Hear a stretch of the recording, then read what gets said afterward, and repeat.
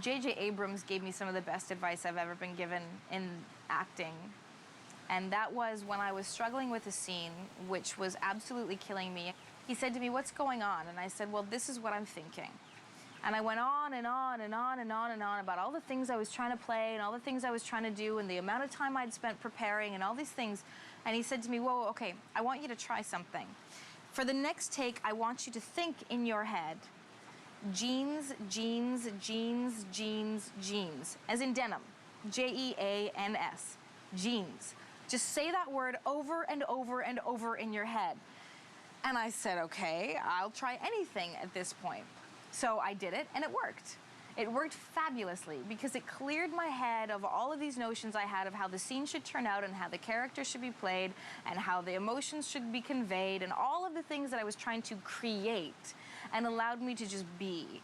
Your character is in you, and it will simply live, and you have to trust that. Being on an episodic for a long run, you learn to trust that. I ain't gonna kill Jack. He deserves to suffer on this rock just like the rest of us. The strength of any character work is to find it in you, that aspect of yourself that is that personality, and then blow it up, and then let the rest of you come through. But you can't just be that one thing. You have to let the rest of you come through, or it's one note and it's boring. What I do remember hearing was, don't be afraid to play moments that don't put you in the best light. 이 모습 좀 봤니? 이 옷하고 얼굴이 너무 더러워 보여. 빨리 씻으라.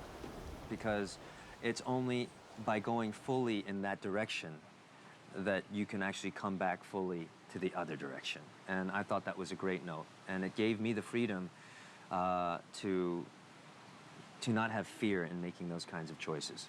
Early on, I'd always say that the difference between me and Hurley was that I'm a better speller.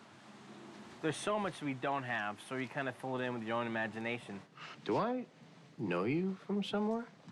When I'd be presented with a blank to fill, I would fill it with something close to my personality. Like, okay, well, how would I deal with this situation? In season 1, very early on, I wrote a full character biography.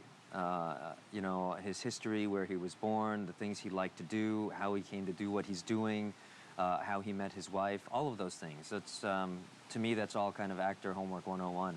With Locke and with everybody on the show, we started out with no history, no script, no future. We didn't know how it ended. We didn't even know how it started. We didn't know. When I started doing the show, I didn't realize that I had been in a wheelchair in the airplane until like the 3rd episode. As an actor, you want to know as much as you can to build a history. And on the other hand, this show has been an incredible lesson in, for me at least as an actor, in just being present with the material you have, sort of using your imagination to fill in sort of gaps of history, and trusting the writers, the writing. Yeah, but if that's what you really want, then if that's what you want, you're going to have to be very, very patient. But it's been an amazing experience because, you know, on the one hand, you're never fully sure, and on the other hand, that kind of adds a certain energy to the scene. The challenge there was knowing that they were going to do flashbacks. Creating your own backstory could be a good thing or could be not. If you then read 10 episodes later, your backstory is completely off to what you thought.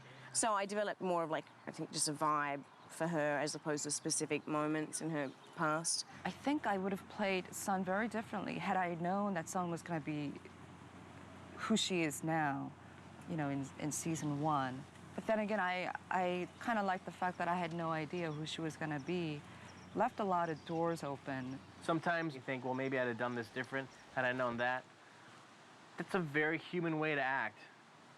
To not do everything how you expect to do is exactly how people are. And there is a sort of a special alchemy between, I think, the cast and the writers and the director. You know, the director sort of steers you emotionally in different ways without you necessarily knowing the logic behind it.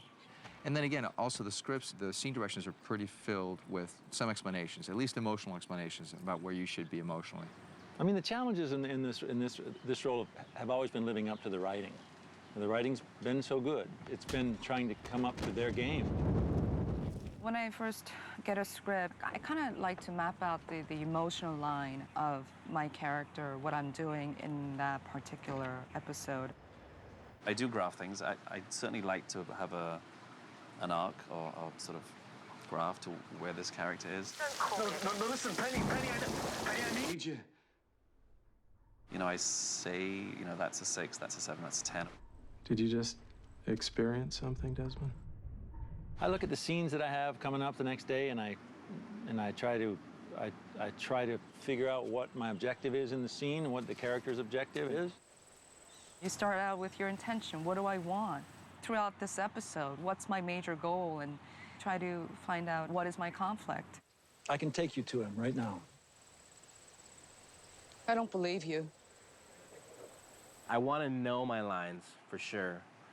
And I want to kind of have a small idea as to how I think they should sound when they come out of my mouth, in a way. Like, I think it kind of goes like this. But I want it loose enough that when I'm there, I'm discovering things and finding moments that I go, oh, I could totally do it this way now.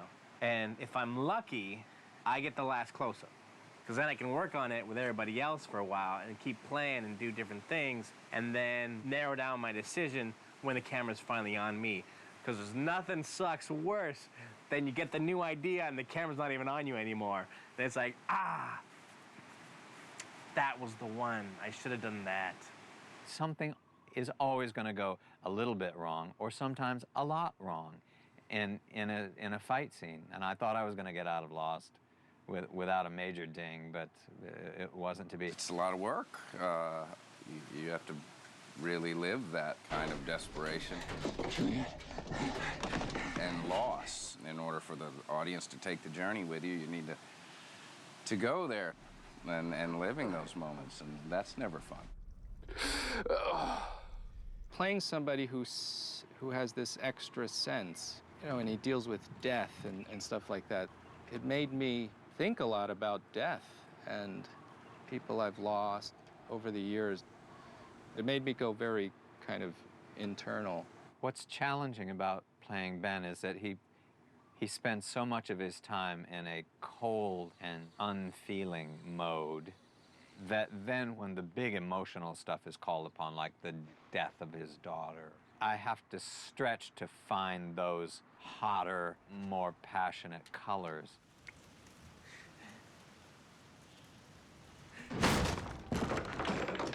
John, what are you doing? All the Ben and Locke scenes tend to work pretty well. We just approach our work the same way. Where do you get electricity? We have 2 giant hamsters running in a massive wheel at our secret underground lair. That's funny.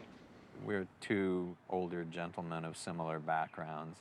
Couldn't find the Anthuriums, could you? I don't know what they look like. We have similar attitude about the work, how seriously to take it or how not seriously to take it. Is he talking about what I think he was talking about? If you mean time-traveling bunnies, then yes. I try not to take, as in life, too much baggage when I travel. With a character either, I don't really want too much baggage. If he's Puffy, as I call the smoke monster, Puff, the magic dragon. You? Me. If he's Puff, it's not like I drive to work with an attitude.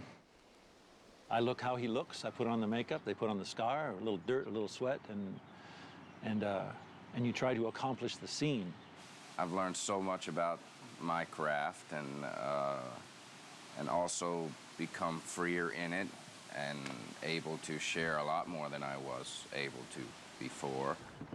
It's not your fault she's dead. I made her stay on this island because I didn't want to be alone. To be able to work consistently for 6 years really opens you up. You know, it opens your instincts up, your confidence to explore things that you wouldn't do before, all of those things. So as far as my craft, I'm confident now and I enjoy it.